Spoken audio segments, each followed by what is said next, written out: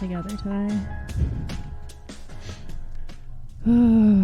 Yeah. Why has this week felt like 2 weeks rolled into one? It's because this was like the weekend of moon shit. Like Oh, there was an eclipse. Yes. It's a new moon. There was something else. It was Friday the 13th. Yeah. For all the astrology girlies that follow us, like legit. We know what's happening. I went to like a Friday the 13th get together after work Friday night at my friend's house, and we had like little like fall mocktails, and like someone made a baked brie that looked like a pumpkin. And I'm sad you didn't get to enjoy that, but cute. Yeah, it smelled good. But then everybody kept joking about, like, it's Friday the 13th, something bad's going to happen. And then, like, the one girl had to leave early because her husband got in a car accident. So something bad did happen. Yeah. He's okay, though. So that's the important thing. That is good. My husband, a long time ago, actually, I believe his car accident was on a Friday the 13th. Wild. It was wild. It was very upsetting. And I now realize that we've known each other so long that, like, we've been through multiple car accidents together, which does not bode well. You guys have been together like a third of your life. A half. Half of my life. Wow. So now everybody knows my marital status. It's all right. We've talked about him before. Usually when we hear your tater tot running around. So. Yes. But yeah, it's been a really long week. We've had all the fun astrology stuff happening, and just my Friday the 13th new moon tarot readings that I did for everyone were like really spot on for people, and then mine was like, hey dummy, you got a lot of feelings, but sometimes you need to like move past your feelings and like accept things for what they are, and you need to also focus on other people's feelings. And I was like, no thank you, I don't think I will. And then today, I'm just like, listen, I keep thinking about that tarot card because I'm in a bad mood. So I should have asked for a tarot reading. I'll do one for you on Samhain. Okay. We'll do like your whole year. Oh, boy. I always do one for me for the whole year. Oh, boy. Everything that I keep running across on, like, the algorithm of Instagram and stuff says that, like, now is your time to shine. Now is your time to do big and great things. I'm like, what does this mean? Because I'm trying really hard. And I'm like, maybe it's like that guy that we have to deal with at work that we were talking about earlier. Like maybe your time to shine is going to be you like just clocking him. And then I'm going to respond like Tatum and scream when Sydney punched Gail, and I'll be like, boom, bitch went down. Boom, super Beth. Oh. And then I'll get murdered because that's what happened to Tatum. R.I.P. Yeah. All right. Anyway, now that we've had some lighthearted fun, let's talk about some really depressing shit. Yep. I will tell you that in reading this, I realized, because it happened in 1990, that I was like, for someone who like grew up in this decade and stuff like that, I don't remember this being talked about. However, I always like joke, but it's not a joke, that being a millennial, especially being a young millennial girl, John Benet Ramsey was like, like the whole like meme going around of like, what's your Roman Empire? Like, for small children having to go to school in the 90s with no cell phones or anything like that, our Roman Empire was like, don't get murdered and abducted going to school. Yeah. So like my parents taught us like basic self-defense stuff. My dad, which you've met, big guy, they literally like picked us up and they were like, okay, so if an attacker comes, this is what you need to do. Scratch them so there's DNA under your fingernails. I'm like 5 and I'm learning this in preparation for kindergarten or in first grade. Yeah, I took a self-defense class in college in Philadelphia because Temple like really strongly encouraged all the female or female identifying students to take it. And we're basically like, if you go a block north of campus, you're on your own. You're probably going to get mugged. Just stay on campus. So, yeah, I remember our final for that class was like you were going to get one of 3 scenarios, and then you just had to fight your way out of it. And there was like a guy in like huge like padding, almost Stay Puft Marshmallow Man type padding. He had a bunch of pads on so that you could just punch the crap out of him and kick him. And he was like he's probably like a really low level like rookie cop who was just like doing extra time with campus police, because our teacher had been like the police chief of Philadelphia at one point. And like I think mine was like I was supposed to be at an ATM and he grabbed me from behind, and like it's always from behind, which is terrifying. Yeah, and I got out of it and I hit him so hard that I heard him go ooh like under the padding and ran. And then afterwards he was just like, damn girl, and I was like, I got an A, right? So yes. But I also, this made me really think about like, I mean, obviously I was like 4 in 1990, so this was not that part of the 90s for me.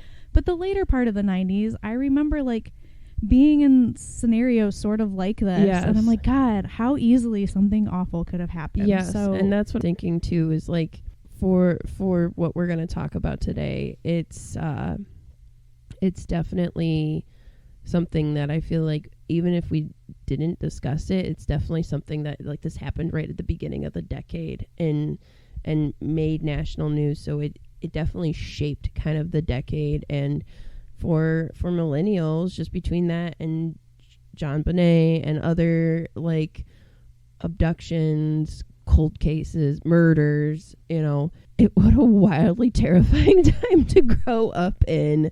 And this was pre cell phone days, like, right. And I know that's like a new trend now, is like I've been talking a lot about that with other millennials at work about the new trend of Gen Z like using flip phones and phones that like can't get on the internet because they like the appeal of like being kind of more off grid than they would be with a smartphone.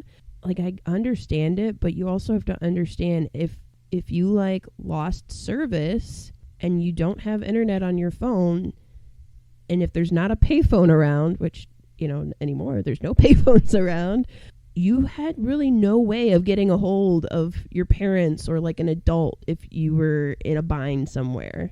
Like I was so excited when I got like texting on my phone and when I like got Wi-Fi on my phone. Yeah, when you didn't have to like keep hitting the button because you accidentally hit the internet one and you knew it was going to charge you $1 and you were so scared. Yes. Yeah. So it's just, stuff to think about, because I'm like, in a way, I feel much safer being out and about with like a cell phone, because I'm just like, there's multiple ways on that device to get a hold of me. Yeah. I had a conversation with one of my fellow students recently who's significantly younger than me. She's like 21.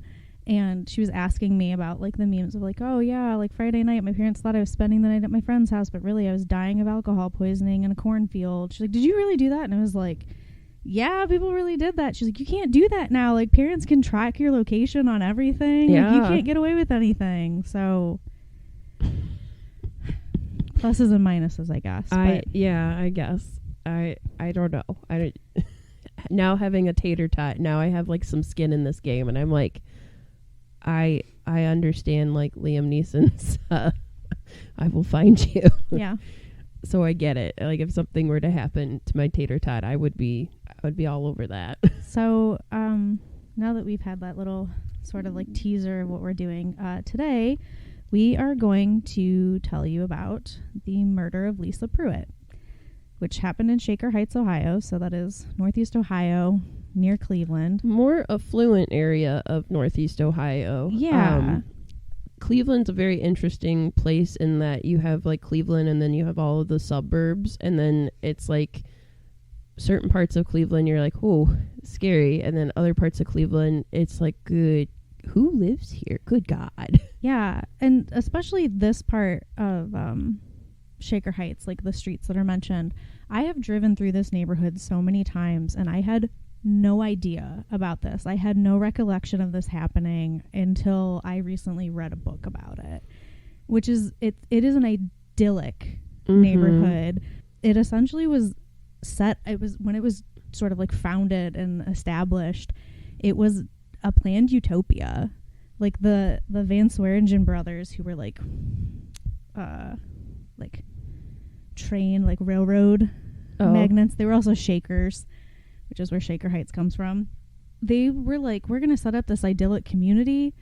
It was like a time in society where there was an industrial boom. And so when you were creating new neighborhoods and communities, there was a big emphasis on setting them up around nature. So it is like full of beautiful trees and like winding roads and these huge mansions, because it was a very affluent community, as Beth mentioned. And at the time, if these two brothers didn't give you the go ahead, you weren't allowed to live there. So they really cultivated this area. And then in the 60s and 70s, there was a huge push for integration. And so they were giving home loans to like black families to move into these white neighborhoods, and vice versa. They were giving money to white families to go in and essentially gentrify these black neighborhoods. But also in Shaker Heights, they were also giving money to any black family that lived there that wanted to move out. So, you know, take that with a grain of salt. It is still a very affluent neighborhood. There are huge, beautiful mansions. Hathaway Brown is in Shaker Heights, which is a prestigious all-girls private school. It's basically like an Ivy League pipeline. If you go there, you're going to end up at like Yale. Good Lord. A lot of doctors and lawyers live there. And there's quite a few famous people from Shaker Heights. Probably the most popular one for people our age would be like MGK, the rapper, Machine Gun Kelly. He's from Shaker Heights. Kid Cudi grew up there. Who's another rapper. Joshua Radin, the musician. Paul Newman was born there. Molly Shannon from Saturday Night Live. I did not realize all these people were from... Fred Willard, who is like, he's in a lot of Christopher Guest movies. He also played the grandpa, not the Ed O'Neill, who was always on it, but the other grandpa on Modern Family. Okay. So he's from there. Chef Michael Simon is from there. David Wayne from Wet Hot American Summer, and who I didn't know, but I just found out does the voice of Courtney on Bob's Burgers. Oh. Carter Bays, who created How I Met Your Mother, is from there, which is why Ted Mosby is from Shaker Heights on the show. Also on Leave It to Beaver, Ward Cleaver was from Shaker Heights, that character. And Celeste Ng, who wrote Little Fires Everywhere, she's from Shaker Heights. I did know that. And then if you're a reality TV fan, Sheree Whitfield from Real Housewives of Atlanta is also from Shaker Heights. So quite a lot of famous people are from there. And yeah, it is just a very pretty neighborhood. I remember they have like a garlic festival there, which is fun to go to. Shaker Square is very pretty. They have like regional transit through there. So there's a lot of like downtown. There's a lot of the trolley like tracks and things like that. It just was kind of a beautiful, safe, nice place to live until the 1980s. And I'm going to start... It's going to seem like I'm coming from like left field and there's no connection, but I promise there's a connection. Yes, I do know the connection there. As I was telling Britta before we started recording, we will be heavily referencing James Renner and his book, Little Crazy Children. And I did not read this book. Britta did read this book. I did research, though. And as I was telling her, when you try to search... Lisa Pruett, Shaker Heights, like case, or murder or anything like that in Google, the first thing that comes up is really anything by James Renner. Like you have to kind of go through Google and really pick and choose if you're trying to find things that aren't affiliated with his book. And I would say that he's probably the best authority we have on this case. And it is considered by Cleveland Scene the fifth like biggest unsolved mystery of like Northeast Ohio. And they also were like, you know, we really thought we would be kind of done with this like after a while, but there's just more and more cases that keep happening. We are going to be as, you know, empathetic, sensitive as possible to Lisa Pruett because she was 16 when she died. So she would be in her 40s today. And she's the type of girl that she was popular. She was just like what you would call a typical teenage girl. She could have been either one of us at that age. Had a boyfriend, was really like active in school and whatnot. And her life was cut far too short, far too soon. So before we get more into Lisa, who really did sound like an amazing person, I'm going to talk about the Porters, who also lived in Shaker Heights in the same... Like, I was going to say the same street, right? Yeah. Dorothy Porter was an artist. She's like a renowned artist. And her husband, Philip Porter, was the executive editor of the Plain Dealer in the 60s, which was pretty much the only major newspaper in the area at that time. Like R.I.P., right? Yeah. So they were essentially like, they were the hoi polloi. They were very well known, about as close to royalty as you could get in Cleveland. They lived on the same street that the rest of this tale will happen on. And they had a daughter, Jolie, who was an adult. She was married. She had a son named James, I believe. And she started to get worried because she hadn't heard from her parents in a few days. So she sent her son over to go check on them. And when he got there, he saw that the Sunday Plain Dealer was just chilling in the driveway, which, knowing his grandpa, it was like, absolutely not. That's a bad sign. So all the doors were locked, but the lights were on inside. And when he knocked on the door, nobody answered. So he went home and told his mom. The two of them went back to the house, and Jolie used her spare key to open the door. So they open the door, they start calling, and nobody answers. And that's like, the spidey senses start tingling. Right. She's like, it's already a bad sign that, like, the doors are locked, the lights are on, no one's answering. The newspaper hadn't been picked up. Like, Dad would have went and got that. So she sent James to go get the next door neighbor. And when they came back, James and the neighbor went upstairs while she stayed right by the front door. Mm-hmm. When they went upstairs, James found his grandfather Philip in bed. He had been stabbed twice in the back. He was laying face down, still in his pajamas. His fingers were holding his glasses. And next to the bed was a thermos of milk and a plate of crackers. So it is assumed that, like, he was getting ready to go to bed when this happened. Right. They searched the house and they found Dorothy in the basement. She had been stabbed once and then strangled to death with the cord from her iron. That's awful. Yes. Also very personal. Yes. So the chief of police at the time was Peter Gray, and he told the media that their murders appeared to be a burglary gone wrong, and they had no leads.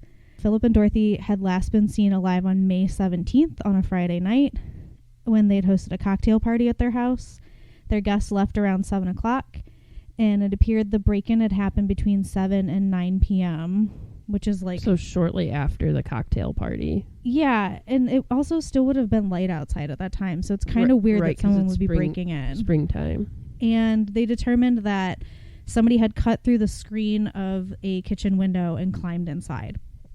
Even more strange is that nothing really seemed to be disturbed. So this wasn't like I'm going to come in and trash the place and grab what I can and get out.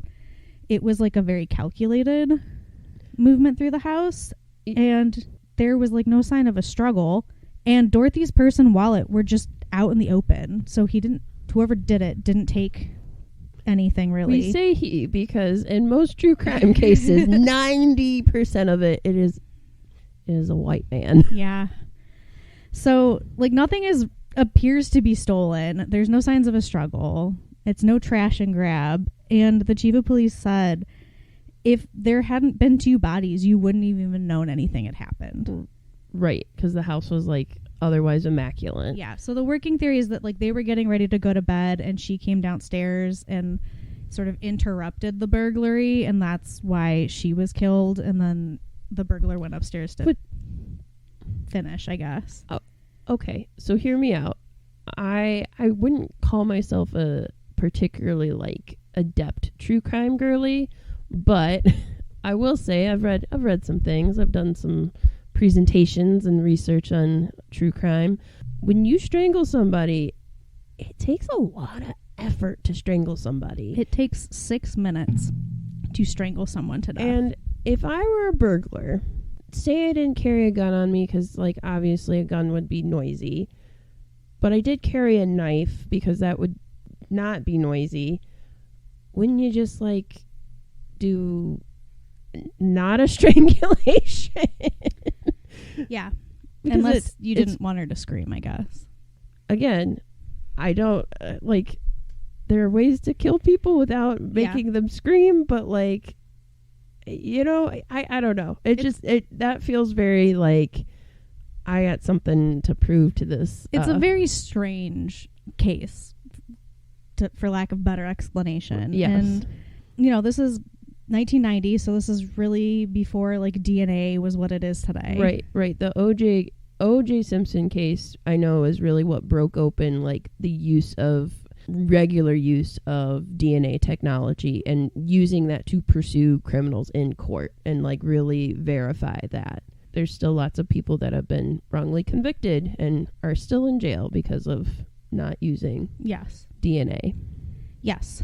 And really their only suspect in this murder, this double murder, was an unidentifiable black man that a 15-year-old neighborhood kid named David Brannigan had seen running away from the house that night. So David said that he and his two friends had broken into the house next door. He admitted that as like it was just something fun for them to do. And they saw the man leaving the back door, and then the case went cold essentially from there. So then we jump forward 5 years to 1990. All right. Lisa's 16. She lived with her parents, Gary and Lynette, and people described her as like perfect to a fault. She was really active in her youth church group. She had mentored people through her church. She played the flute in marching band. She loved listening to Cat Stevens and James Taylor. She played field hockey, so she was also athletic as well as creative. She, as Beth said, was really popular. She had a lot of friends. She was really smart, and she was in student council. She was on the student group about race relations. She played softball. She wrote for the school paper. I found a poem that she wrote for the student lit magazine called Crystal Dreams, and it goes, "Flitting, floating, falling on the ground. I freeze on children's eyelashes and blur their altered vision of the world. They see a different earth than I, of candy and playgrounds and eternal smiles. I see the truth. Cold, bare trees stripped of life and hard ground." So she's like a very talented poet, and like she was always writing. She was writing like journals, she was writing poems, she was writing short stories. This is the thing that really like sticks with me, that makes it's like so sweet and it makes me so sad. But she had what she called her happy book, which is where she would go through newspaper headlines and stories that made her smile, and she would cut them out and like post it in this scrapbook. It's fine. I want to cry on this podcast today. I know. I'm not wearing makeup. She just really seemed like a terrific person.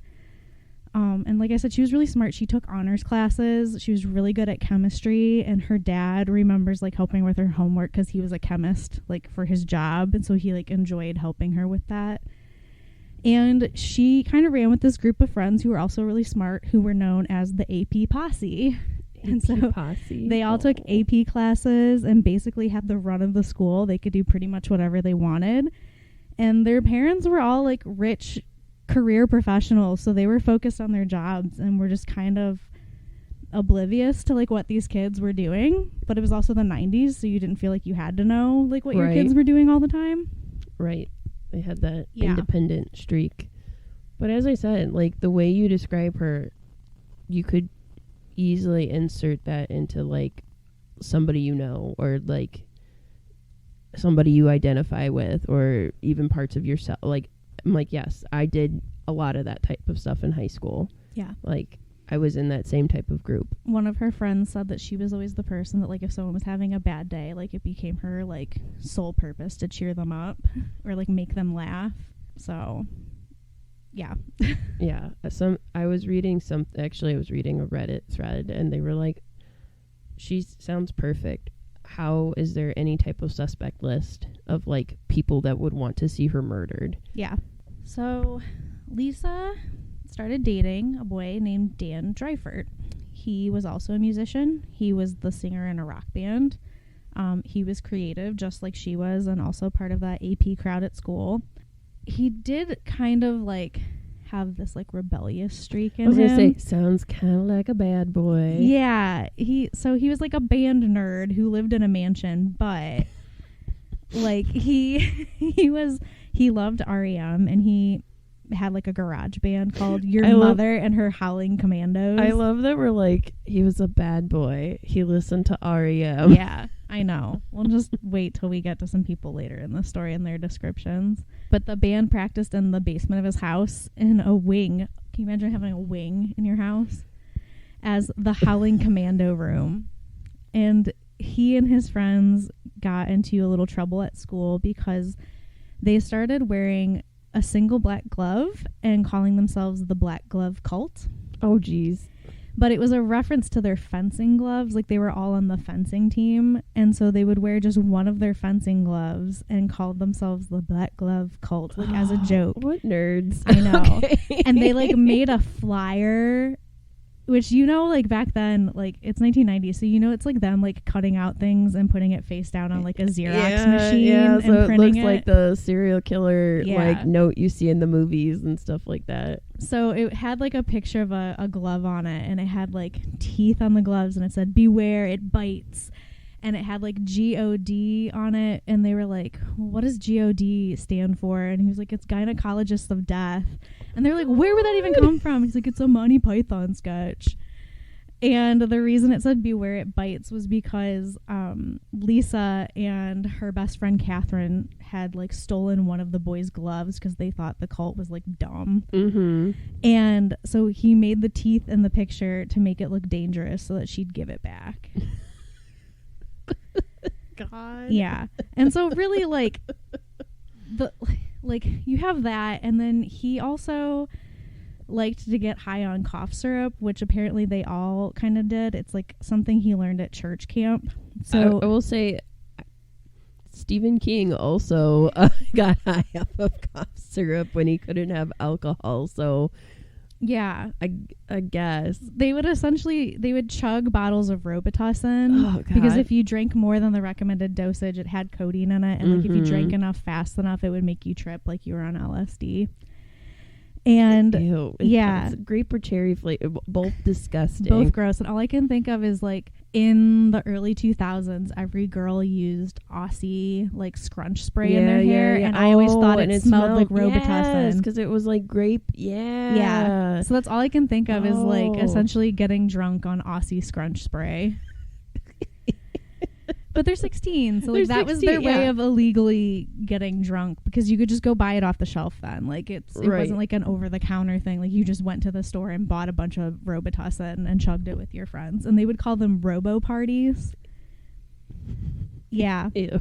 So they'd all just drink Robitussin and, like, listen to music. You can't even cut that with anything, because I think it would stop the effects of the cocaine. It's pretty gross in my opinion. Yep. But whatever, that was their jam. And so Dan and Lisa had known each other for, like, years. They'd known each other for a while, but on April 3rd, 1990, that was, like, when they made it official, and they were on a trip to Germany with the high school band.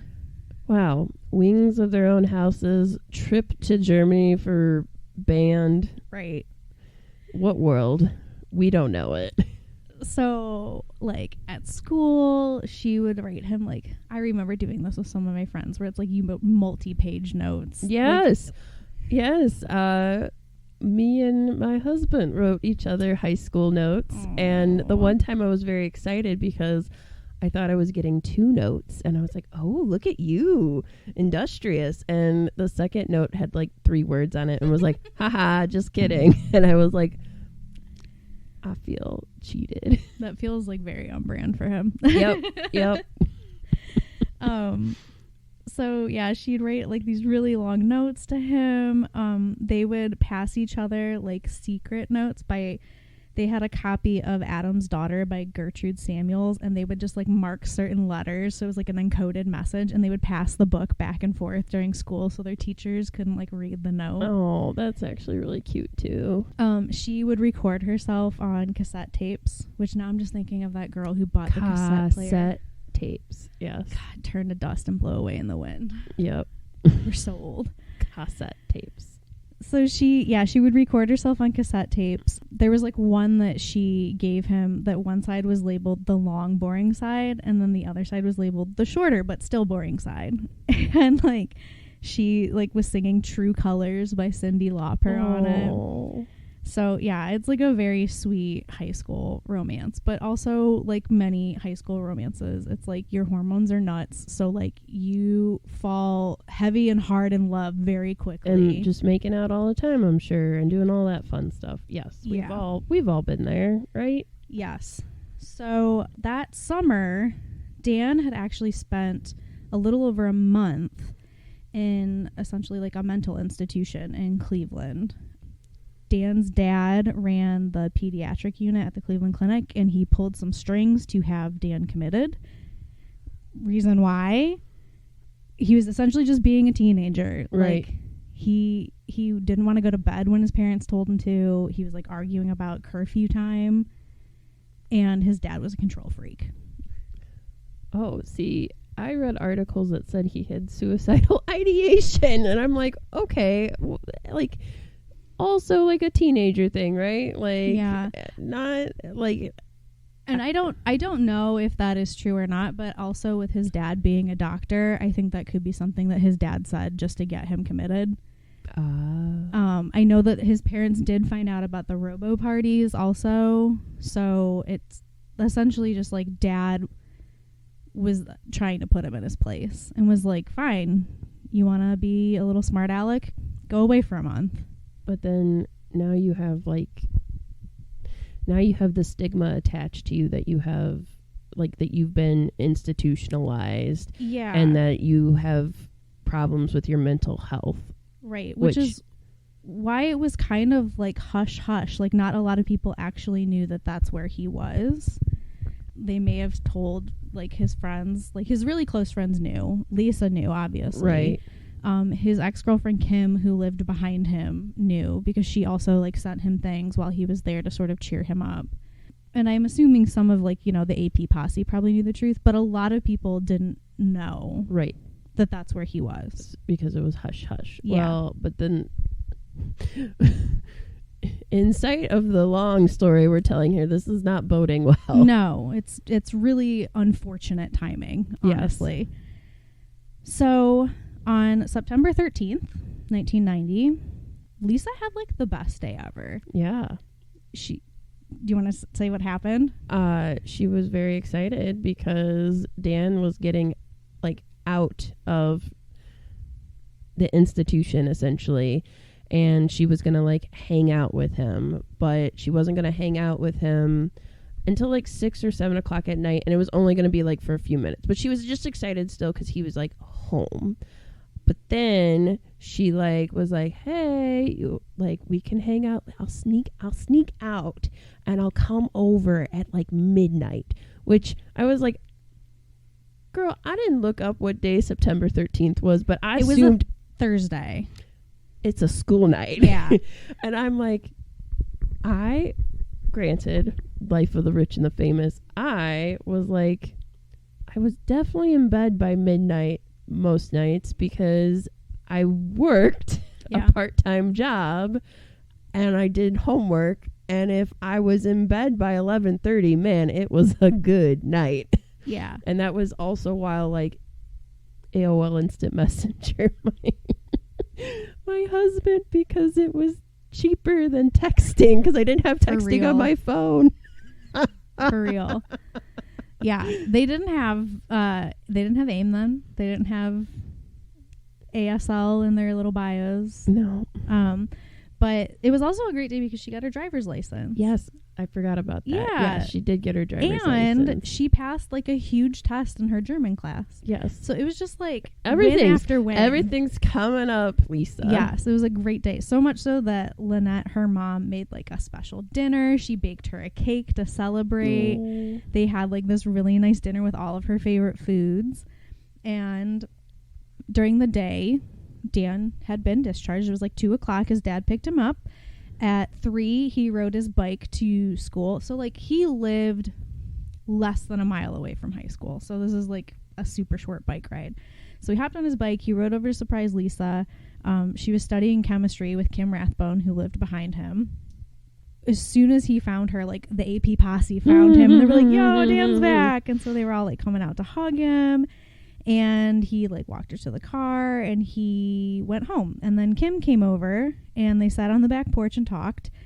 And Kim was like, hey, like I sent you a bunch of stuff while you were like away. I would like some of it back. Like, can you give me that stuff? And then while she was there, he was like, can you cut my hair? So they had this like weird hangout where she'd cut his hair. And she was like, well, what do you want me to do? Like, do you want me to make it into like a point in the back? He's like, I trust you. Do whatever you want. Oh boy. So weirdly normal Thursday for it being a not normal Thursday. At 6, he ate dinner with his parents. Around 8 o'clock, Ken Workman, who everybody called Tex, showed up. Tex was dating Deb, Dan's older sister, but she was already away. She went to Ohio University, so she was already at college for the semester. And Tex and Dan were just like hanging out on the porch and shooting the shit. Dan was like playing his guitar. And at 9 o'clock, Lisa had her dad bring her over, and she got out to talk with Dan. And she was like, I can't stay long. Like, Dad said I can come over for a couple minutes after flute practice, so I'm just here for a little bit. Her dad chilled in the car in the driveway while they walked around the corner of the house and had like a little like kissy session. And how romantic. Yeah. And that's when they decided that she was going to sneak out and come over. And Dan was like, well, I'm going to invite Chris Jones and Becca Boatwright over as well, and we'll have like a little robo party tonight since I'm back. And then Lisa went home. And around 10 o'clock, Tex rode Dan's bike to Shaker Square to get cigarettes for them to split. And he decided he was going to stop in Arabica, the coffee shop. Oh, yes. Which, what a throwback. Yes. I remember reading about Arabica, and I went, I haven't heard that name in 84 years. Yes, I turned into Rose at the beginning of Titanic. Like, I can still smell the fresh ground beans. So while Tex was there, he saw David Brannigan and Kevin Young. So enter Kevin Young, who becomes an important player in this later. Yes. So Kevin was about to start his freshman year at the Ohio State University. You have to put emphasis on the you know. Neither of us are alums from the Ohio State University, but we know the culture. Yes, they're intense about it. Tex and Kevin were like BFFs, 5 ever. They even went so far as to do like where you cut your finger and you put your bloody fingers together to become blood brothers. And like swear your allegiance. Another 90s throwback. Yeah. Super gross. Yep. Biohazard. Yep. So Tex and Kevin kind of like chilled. They are saying for probably about 45 minutes. Tex told Kevin that Dan was planning to host his robo party that night, and Lisa was coming over around 12 or 12:30, and so was Chris Jones, and Tex was supposed to spend the night there. And Kevin was like, cool, why are you telling me this? Like, I'm not invited. Like, they hate me. I'm an outsider. He also had like his own mental health issues, which I will get into later. Right. He was also what you would consider, while he was like, I think in that high school, in that he was not in their circle, he was considered kind of the weird kid at school. Yeah. The description of him makes him sound essentially like Eddie from Stranger Things. Like, he liked Metallica, he dressed in black, he had like long hair that like came down like over his eyes. He was really smart like the rest of them, but because he was into like Metallica and D&D, and they were like, oh, he's like the weird kid. God forbid. Yeah. I had the biggest crush on Eddie though, like in Stranger Things. I was like, oh, sames. And then I found out he was British, and I went, oh. Yes. Kevin is also, like, I've seen pictures of him, and he was, like, a good-looking dude in high school. So because he was sort of an outsider, and he had these mental health issues, he, like, didn't have a great time with girls. Like, right. He would get shot down a lot, and he would have, like, very big emotional reactions to that. Right. And which that group of friends, or group adjacent, I won't call them friends, but that group adjacent knew about that. Yes, Becca was like part of it at one point. They were supposed to go to prom together, and then he wanted to go as more than friends, and she said, no, we're just going as friends, and he didn't take that well, and then he like called it off. And I've heard conflicting stories about why he called it off, But there was like a point of contention then that's like, oh, he's so weird, and then like he dumped her as like a prom date, and it's like very convoluted high school drama. But he also, and I don't know, I'm not going to speculate on why, because some people just feel this way, but he was also kind of known to have some not so nice like racist views about things. Like he would often go on rants about how like Jewish people and black people were quote unquote ruining Shaker Heights. Yeah, so while it is like, okay, he's misunderstood and I feel for him, he also like said some really problematic things. Now again, I just want to remind our dear listeners, our cast of characters so far. Lisa, main character, has friends, boyfriend Dan Dreifert. Thank you, Dan, who just got released. They're about to have people over. They meet Kevin at Tex. Their friend Tex meets Kevin at Arabica.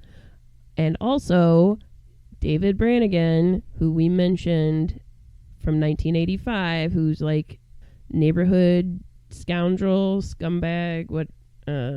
I was trying to bury the lead with that, Beth, sorry. but yes. Yes, he is the one who broke into the house next door to the Porters and reported seeing someone leave through the back door. Yes. So he is now would be in his like early 20s. Yeah, he'd be about 20. Mm-hmm. And so he was also at Arabica. And I think that's everybody besides the other couple of friends they have. Yeah. So far. Just wanted to, again, reiterate, because I know we have listeners who are like, wait, who am I following? We'll also say upon reading this, because James Renner had some like flashback things. There were a lot of D names that I was trying to keep straight, and I'm like, yeah, there's another friend named Daniel. No, I don't know who I'm reading Yeah. about. Tex was there until about 10:30ish talking to Kevin. Then he rode the bike back to Dan's house to drop off the bike and some cigarettes, and he like left for the evening. I was about to ask how he got cigarettes as a high school student, and I was like, Beth, there are ways. Well, Tex was also, he was 16, but he was a little bit of a juvenile delinquent. Like he skipped school a lot. He was dating Deb, who was like, 2-3 years older. Right. He kind of had a troubled background and lived kind of a rough life with like his mom in a small apartment. So as I said, there are ways. Yeah. At like 11:30, Dan went to his room and listened to music. Around midnight, his sister Deb called from school and talked to Dan's dad on the phone in the master bedroom. Why is Dan's dad awake at midnight? I know. Well, I have more questions about Dan's dad in just a moment.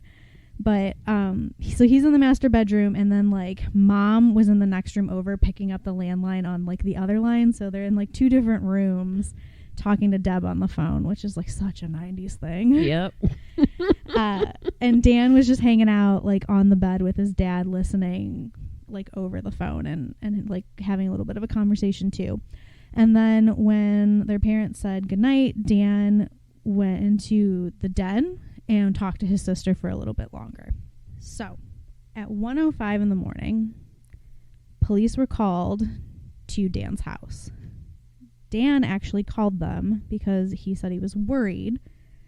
And when the police got there, he was waiting at the end of the driveway, which the police were like, okay, a little weird. Normally we meet people at their house, but whatever. And Dan was like, my girlfriend Lisa was supposed to come over at 12:30 and she never showed up. And then my dad heard screaming. I didn't hear them, but he told me that he heard screams.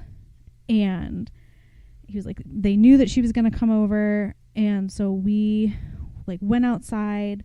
He essentially said he forgot that Lisa was coming over to meet him that night. Yeah, the things I've read was that he initially heard screaming and he went outside to check. Didn't see anybody outside, then got worried because Lisa was supposed to be over, and then looked further, saw Lisa's bike nearby, then called the cops. So There's already conflicting information here. Yes. Because that's one side of the story. But then what he told the police was that he didn't hear screaming. His dad heard screaming and told him to go outside and check. And then his dad's version of it is like they heard somebody screaming outside that sounded like a girl. Dan had been cleaning in his room after he got off the phone with his sister. And at like after midnight, which again, what are you people doing up?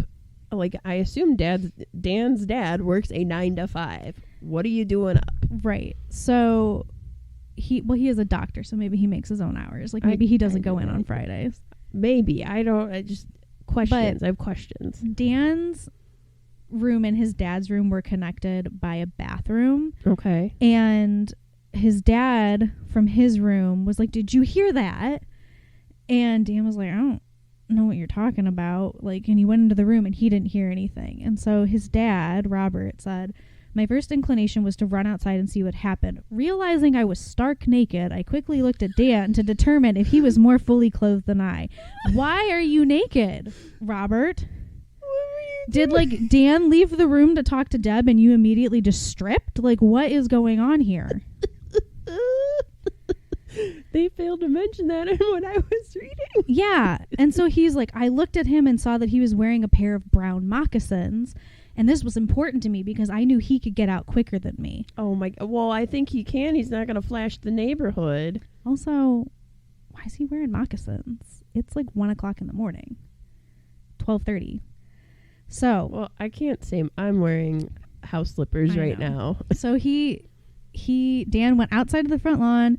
He looked towards the corner of Lee and South Woodland. He lived on South Woodland. No, he lived on Lee. South Woodland is like the intersection a house away from him.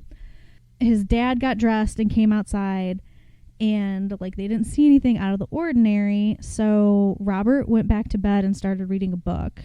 And then Dan went back to his room. He says he started to clean again, and then he was like, "Oh," and then at that point I remembered Lisa was supposed to come over. And when interviewed, the detectives were like, "So did you think that could have been Lisa?" And he was like, "Well, no, I didn't think that for a couple minutes, but then I thought it might have been her, so I went back outside." Like, I don't know. This is why I'm like, this is so silly. Or not silly, but like, so that's your girlfriend. I remember how I felt about said husband in high school, where like love notes all the time. And if we were supposed to be but I'm also very, as my mother lovingly says, I'm also very anal retentive.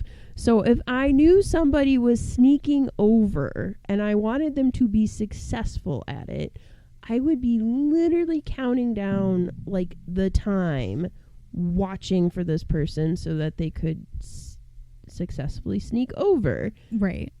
So I get you called your sister to kind of kill some time, also check in on your sister, but like, and then you're cleaning your room, but like, you're not looking at the clock going, "Okay, it's 12:30. Okay, it's 12:45. Okay, it's 12:50.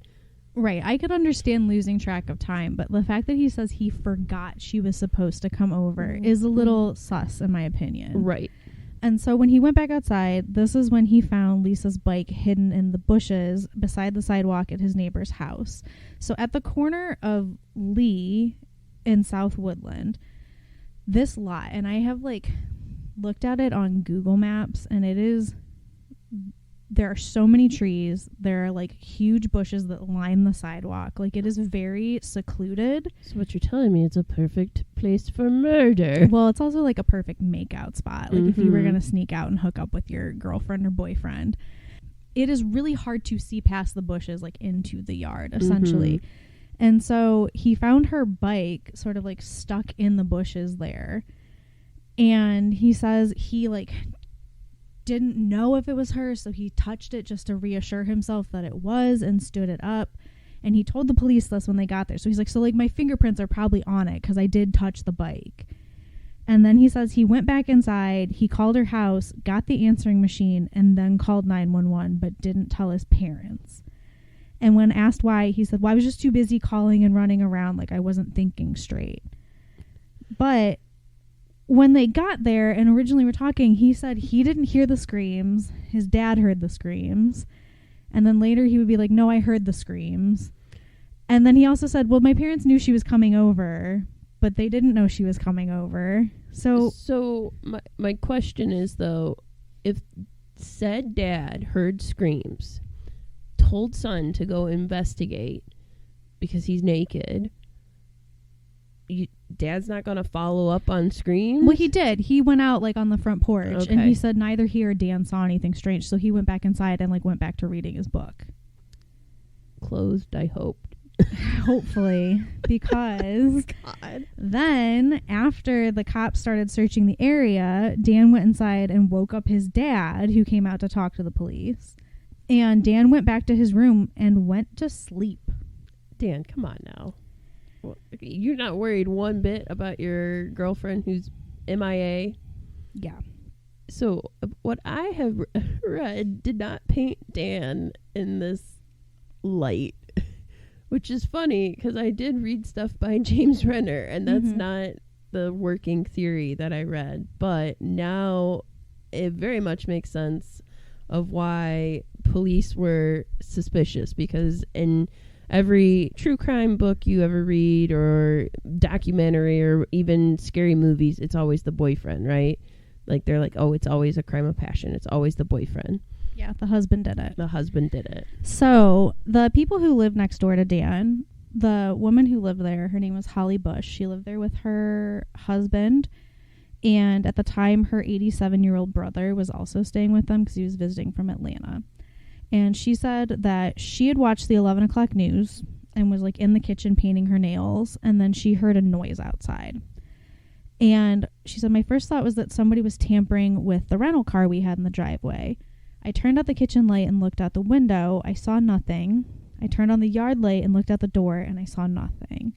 And so at first she thought it might have been her brother, but then she could hear him like upstairs in the guest room. So she's like, okay, it's not him. And so she just went to bed. And then she woke up to screaming. She said it sounded like a child screaming. 3 screams. There's a scream, a pause, a scream, a pause, and another scream. And she asked her husband, do you hear that? And he goes, look out the window. And so she called the police. When she called them, they were like, there's already police on the way. Like, somebody else has already called about this.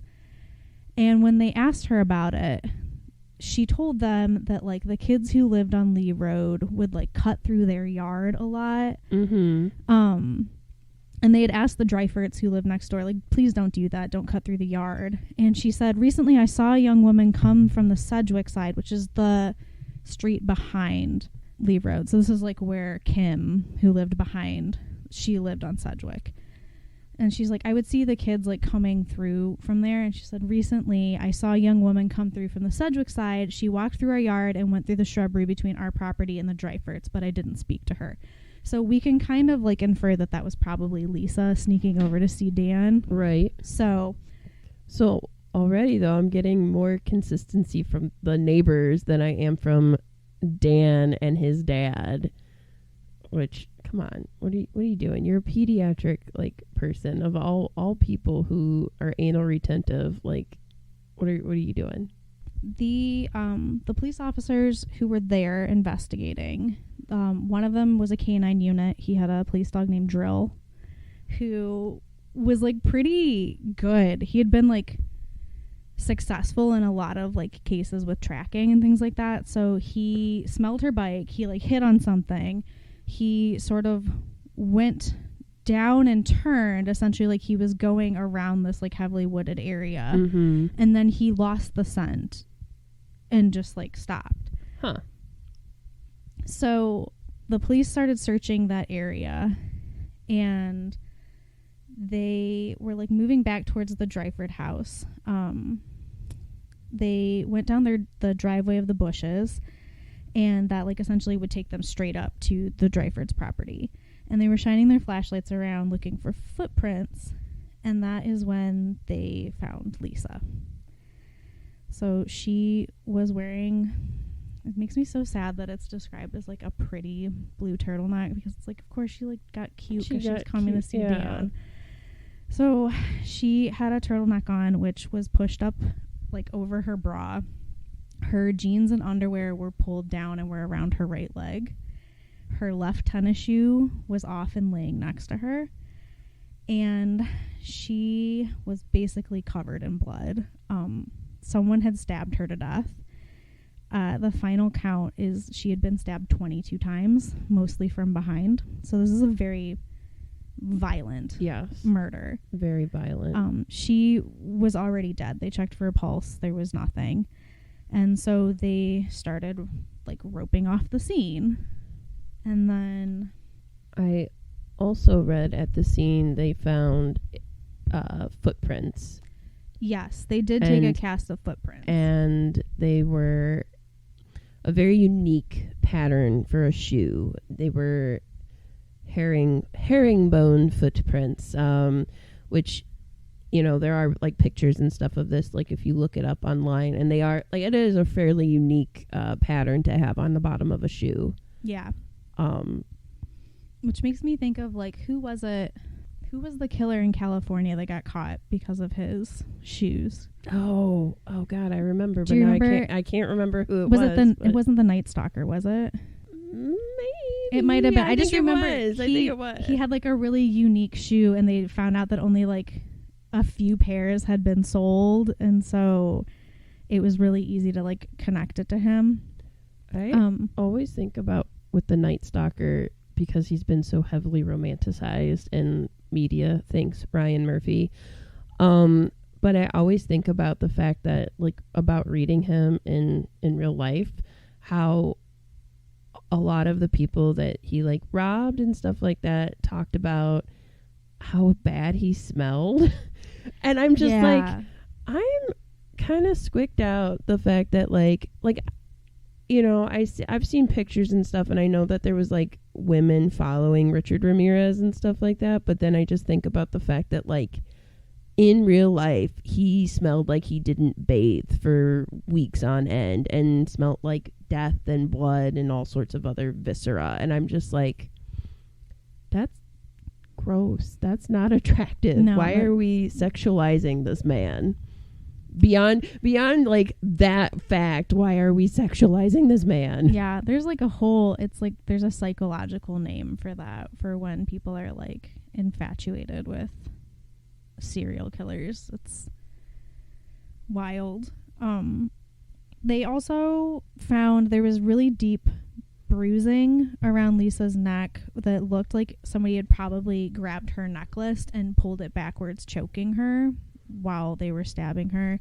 Like, the only solace in this, if you can even call it that, is that they determined that she died very quickly, like possibly before she like even knew what had happened to her. So at least she was not like suffering during this. Also, because it is still pretty terrible. I read that even though her clothes were disturbed, there was no evidence of sexual assault, which is correct. Also, I'm not going to say it's good, but it's... You got to take them where you can get them in situations like this, the wins, because there aren't very many. No. So they never found this knife-like object that she was stabbed with. I was going to say, they really didn't have any physical evidence beyond the shoe prints. Yeah, and she was essentially like 30 feet from Dan's back door where they found her. So it's close. Like so close. It feels very like Casey Becker at the beginning of Scream as her parents are up the driveway. Yes. Like, it's so really close. sad. The other thing to note is that in the months leading up to Lisa's murder, a number of houses in the neighborhood, both on Lee and Sedgwick, which is the street behind, as I mentioned, had been burglarized. Someone cut through the Rathbone, so that's Kim's house, behind Dan. They cut through their screen door with a knife. Across the street from them, somebody else like woke up because their alarm was going off because someone was trying to get in their house. And like a few days before that, somebody had climbed up their gutters and opened their skylight. And then that's why Holly, who lived next door, when she heard the noises outside, like looked, because she thought that she was probably the same. Yeah, right. So she thought someone was like breaking into her car. For someone to climb up to the gutters, which that would be, I don't know, I think it would be kind of noisy. And then to get through the skylight. Like, this is a very bold intruder, whoever this is. So, like I said, after that, like, Dan went back inside and went to sleep until they found Lisa's body. And then they obviously took him in for questioning. And he did have, this is so stupid that you even have to phrase it this way, but he did have what they called an appropriate reaction. He was, like, devastated and showed signs of grief when he was told that she was gone.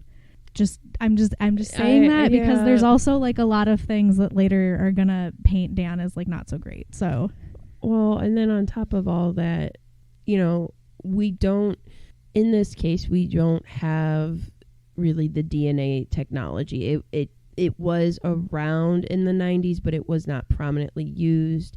The turnaround time for it was very slow.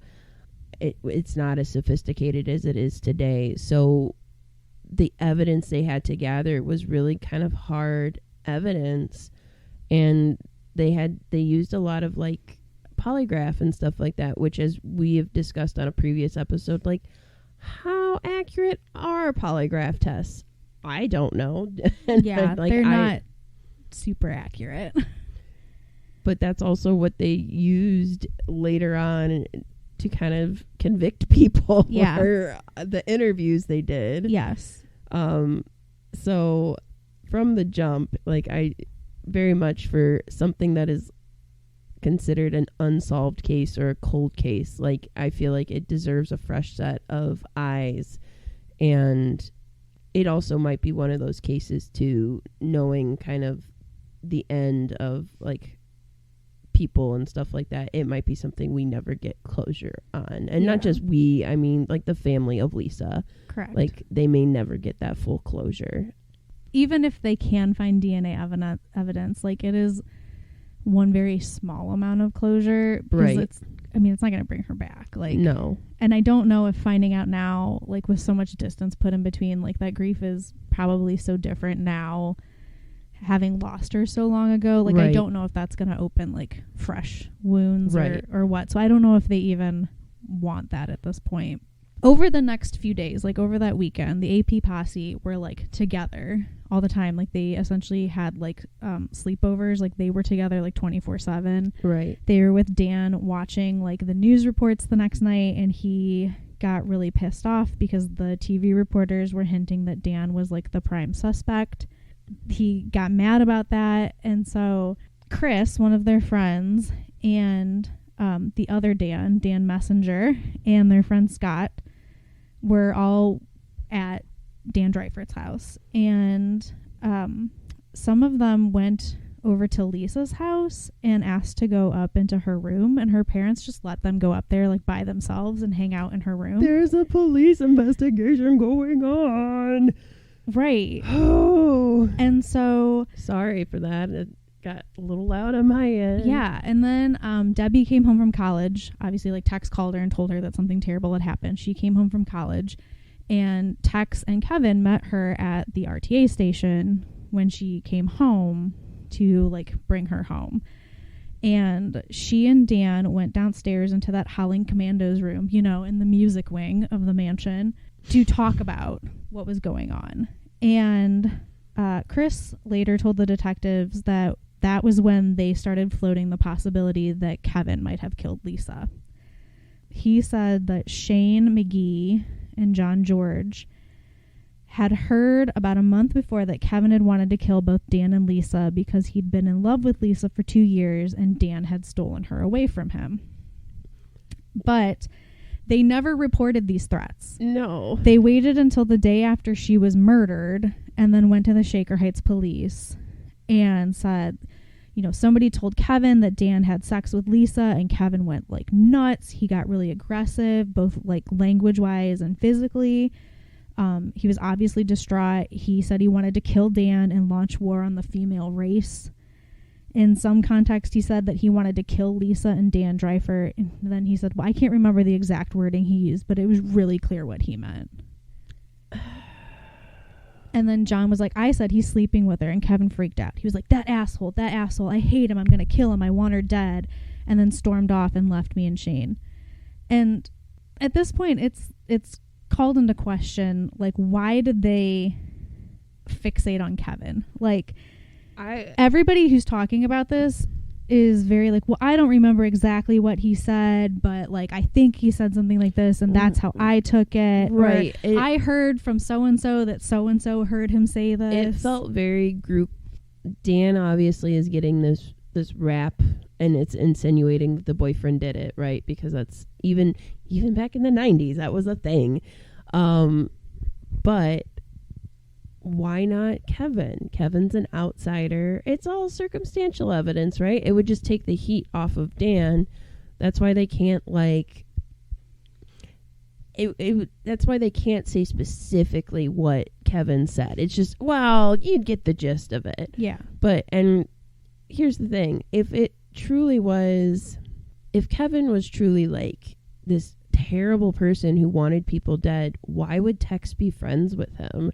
And like be friends with him so much to tell him like, hey, by the way, Dan's out of like, you know, the mental facility, and Lisa, we're all gonna hang out later tonight. Right. Why would anybody still, I mean, I guess, I don't know, because Tex doesn't seem like he had the greatest like character references either, so maybe that's why, but it seems very convenient that they all suddenly are offering up this information about Kevin that has never been like documented before. Right. And there's really nothing documenting like any type of, besides his emotional outburst, which I would say different than violent outbursts. There's nothing really documenting that like Kevin is a disturbed individual, right, or like somebody that would be inclined to be violent. If it really, the only evidence of that is that the violence may be towards himself rather than other people. He did have suicidal ideation. He had been on like lithium or a generic brand of it, but didn't like how it made him feel. So like he and his parents decided that he could like sort of taper off and stop taking it. So if anything, it was more that like he would maybe hurt himself rather than anybody else. Right. Which, again, because we are talking about the 90s, like for something that happened and had prominence and stuff, the stigma around mental illness back then was so different than I would say today. I mean, there's still stigma, but like so different in terms of like how we treat people and how we treat people that are dealing with any mental issues and stuff like that. Like it night and day, almost. There's still definitely things we could be progressing on, but yeah, we are a little more understanding that like it's not in these people's control sometimes, the right. And if you have a mental illness, it is much more likely that you are going to hurt yourself rather than others. Right. On September 15th, so this is Thursday into Friday is when Lisa was killed. This would be that Saturday. Mm-hmm. Becca Boatwright, who I mentioned before, went to the police and said that the day before, Friday in the afternoon, she'd gone to Arabica and she found Kevin sitting there. And she said, somehow or other, I got onto the topic of rape. And like the new, it's because like some of the TV like broadcasts were saying that she had been raped because of how she was found. Gotcha. So that's probably how it came up. And Kevin said it. It's just like, I know. Let me just drop this little. You know, we were having our coffee and then rape came up, as it does. You know. Again, listeners, sorry for any trigger warnings. I think we will trigger this appropriately when we advertise it and describe it. And Kevin said, I don't think she was raped. I told him that I had heard she had been hit on the head with a blunt object. And he said, no, I think she was stabbed. So this is what Becca says happened. Now, we have to question this because later during the trial that comes out of all of this, when she was on the stand, there is a discrepancy here that was pointed out. Becca said this happened on a Friday in the afternoon. Right. She was taking classes at John Carroll University at the time, and her class started at like 1 or 1:30. Okay. So at the time that she's saying she was at Arabica, she would have been in class. And that would be fairly easy to fact check. Yes. So she's like, well, then it happened on a different day then. And they're like, but so there is a discrepancy in what you're telling us here. So they're poking holes in her story during the trial. Like, how would he know that the day after? Like, how would he know that if anything that you're going to read about your former like love interest you're getting from the news, and the news is the one saying that she was both stabbed and like... There's also the fact that their principal told everyone that she hadn't been raped because he felt that that was going to be more comforting than like they didn't know at that time whether she had been or not. Right. But when they put the news out on Friday morning to everybody at the high school, he said that and told the counselors that, so that if any of the children, any of the high schoolers were coming to talk to them about like their feelings as they were processing it, that they could reassure them with this information. So he like started this rumor that then everybody like knew, but then later everyone's like, well, then how did Kevin know that? Kevin's the only one that knew that. But he's not. Like the principal told everyone in school this. So it just sounds like everybody was trying to gang up on Kevin. Yeah. So like Tex is being questioned by the police, and he said that he had told Kevin at the coffee shop that Lisa was visiting Dan that night. And then they put that in they added that, like retyped it into a police report. And at some point there was like a new record that appeared signed by Tex and his mom on September 17th that has been erroneously backdated to September 14th. So they are essentially trying to make it look like they got this information earlier than they did, that Kevin knew about this at Arabica. And so Kevin was brought in at 11 p.m. on September 15th, and he denied ever threatening Lisa. He said that conversation with Shane and John, where he said he was going to kill them, never took place. And after leaving Shaker Square the night of the murder, like when he saw Tex at Arabica, he said he went home. Both of his mother and his father saw him go into his room around 11:30. At 11:45, he went downstairs and watched CNN because he couldn't sleep. Which, I mean, if you want something to put you to sleep, right. CNN. Especially 90s CNN. But unfortunately, the police did not believe Kevin because of the AP posse and what they have told them. So from this point on, Kevin is the only suspect. Right. In their eyes. And all of that inconsistency with Dan and the evidence around it, like, it's just, it doesn't matter. Right. So they searched Kevin's home on September 16th. They found drawings of pentagrams, a devil face, a heart tattooed with a Christian cross, stabbed and dripping with blood, and a very melodramatic diary. Like the first page said, "This is day 1 of my diary. My mom is a bitch and I hate her. I'll explain tomorrow." So what you're telling me is just kind of typical metalhead teenage It's things. very like edgelord teenage boy. Like, I'm going to say these controversial things, but like... Yeah, I'm sure if we read my 16-year-old diary, we would both be dying of overdramatic laughter because He did also some more problematic things that he said, right. though. He wrote, "I just want to take over the world, make the blacks and Jews and Slavs and Latins and the yellows and the Semites subordinate to us. I am worth absolutely nothing." God. So yeah, so this is why I'm saying, like, I'm not saying he was a saint. He clearly had some really awful views of people. But just because you are racist does not mean you are a murderer. It doesn't make you a good person. Right. But yes, very much true. Like, those are not the same. Right. So the police are already doctoring evidence logs. So that's giving a false impression that he was a suspect before Dan's friends told them about him.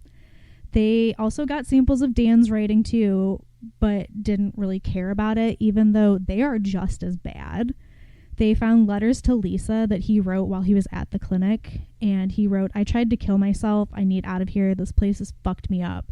After I get out, give me some time to return to normal. I don't want you or I to make any poor decisions because of this place."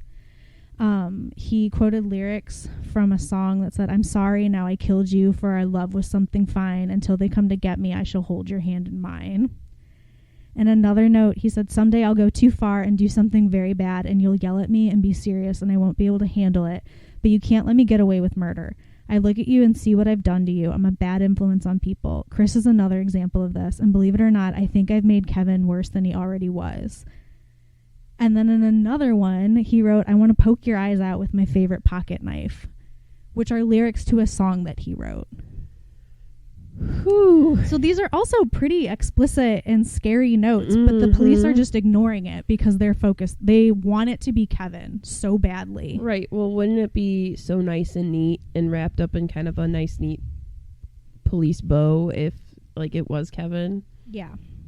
So they were able to rule Tex out as a suspect because he was on the phone with Debbie at the time that this... So, like, Debbie hung up with her brother and then talked to Tex on the phone. So... Again, what are all of these kids doing up? I know. At, like, on a school night with school the next... I can't.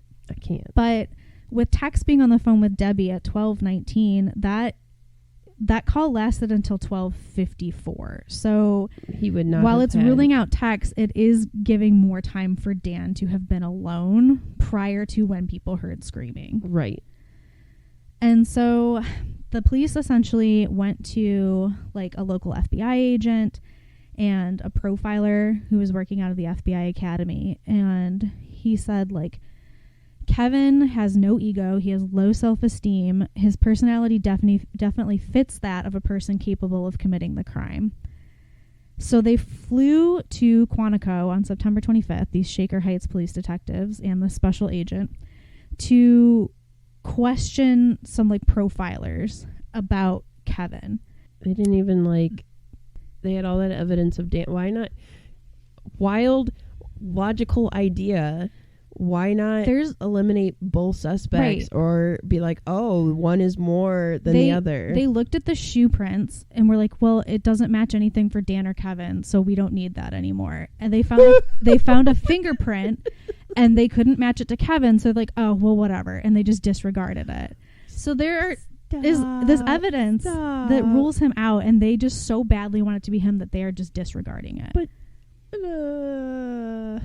and so sorry, just the peanuts. I know the peanuts.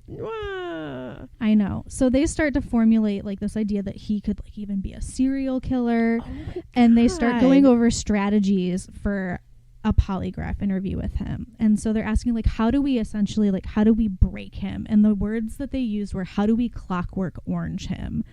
Like, and this profiler's like, well, I'm not saying that it's him or not. Like, have you looked at the boyfriend? Because more often than not, it's the boyfriend. They're like, we're not asking about the boyfriend. We want to know how to break this kid. And so he's like, well, whoever it is, you want to start at night. You want to question him for hours on end, give him lots of like caffeine and cigarettes, and talk about the crime in the third person.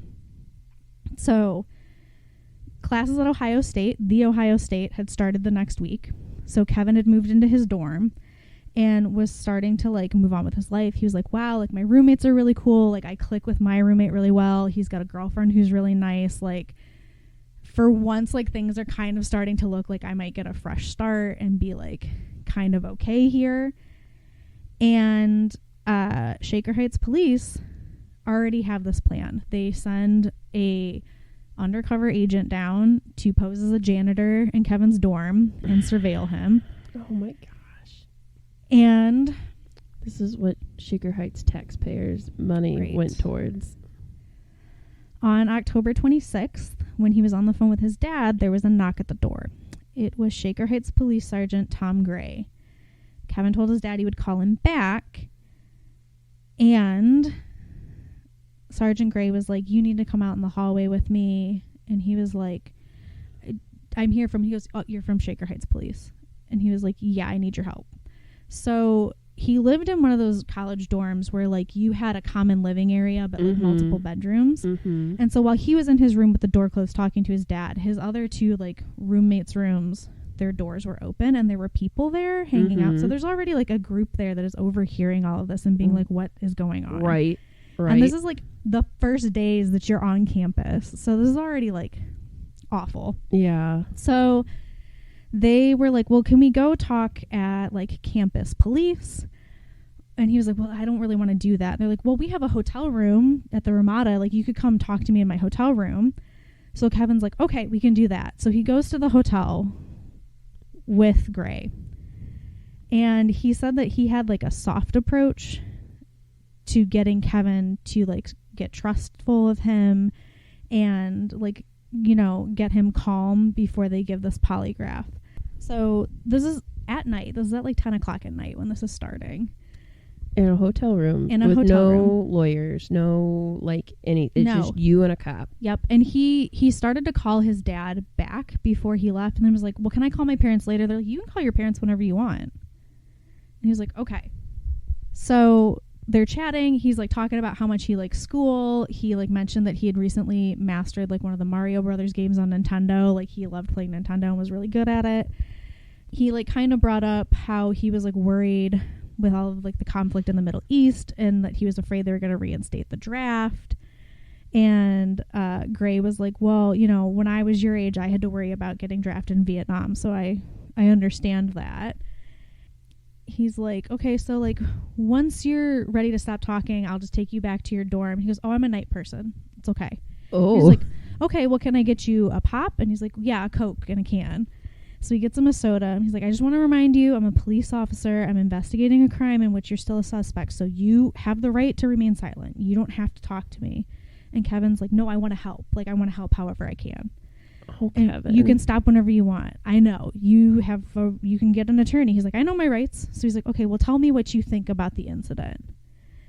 And Kevin said, I'm afraid that Tex did it. And what scares me even more is that Tex might have done it for me. I don't think I could live with the guilt of it if Tex killed Lisa for me. So that's interesting. And then Gray was like, well, do you enjoy thinking about things like theoretically? And he was like, well, yeah. He's like, okay, well, that's what I need help with. So could you put yourself in the place of the person who killed Lisa and just walk me through what you think could happen? And Kevin... This did not raise any red flags at all. Like, and Kevin said, so just between us? And he's like, yeah, like just between us. He just said prior to that, I'm a cop. I'm investigating this murder. You have your rights. I know my rights. Dumb teenage It's also stuff. being recorded. Yes. So, yeah. So he asked, like, do you think Lisa was riding her bike or was she walking? And he said, I think she was riding her bike. I think whoever did it, like, grabbed her off her bike, and then the bike went into the bushes. And whoever did this didn't plan on it to happen. He didn't really think about it ahead of time. He was just walking around that night, kind of wandering, and he saw Lisa, and when these two people got close, something snapped. Something snapped, and this anger came out of him that he couldn't control. He knocked Lisa off her bike, and she was stabbed with a knife, and she died so fast that he got scared. He didn't want that to happen, so he started acting frantic, running around, doing things really quick. I get that Kevin is, like, so smart, but... And this might be spot on. This might be kind of spot on to like what actually happened because he really thought about it. Right. But this is so dumb. I know. And then they ask what happened next. And he goes, he ran. I'm sure he'll never kill again. I'm sure he's sorry that Lisa died. And so Detective Gray, tragically dumb. I know. Saying, Kevin, I'm afraid that he might snap again and hurt someone. He's like, no, I don't think he would. I think he's gone on to another life and this could never happen again. And so he asked, well, how do you think she died? And he goes, well, I think she was stabbed from the front. He stabbed her once or twice, maybe. And then he asked to go to the bathroom. And when he goes to the bathroom, like, this is just one of those things where it's like the minutia of what's happening are just so strange. But he like went to the bathroom and then he tried to come out and the door was stuck. So like the detective, like Gray, had to like pry the door open to let him out.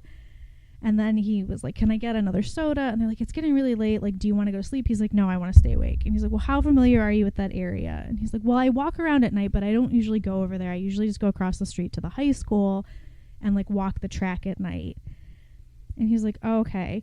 Well, where do you think the person who stabbed Lisa went to wash the blood off his hands? And he said, I think the way Lisa was stabbed, the person didn't get any blood on him. And then when he asked how he thought the killer felt, my buddy, Kevin said guilty. I think he felt guilty because I always feel guilty when I do things I can't control. And I feel guilt about Lisa's death because I should have been there to stop this person. Logically, I know I shouldn't feel that way. And so it's just this long thing. And over this course of this interrogation, they interrogated him for over 36 hours in this hotel room. Good God. And he maybe slept for like 3 or 4 hours out of that whole time. And then they were like, well, would you be willing to take a polygraph test? And he said, yes, I will do whatever to help. Like, I will take a lie detector test, take my fingerprints. Like, I just want to help you find her so that, like, everybody can kind of move on. or find what happened to her. And so they brought this like polygraph machine to come in and test him. And the rules for how you run this test are that the person has to be like relaxed and rested. Right. They can't be all jacked up on caffeine. Huh. He asked to smoke before they took the test, so now he's also got nicotine in his system, which is going to affect readings. Huh.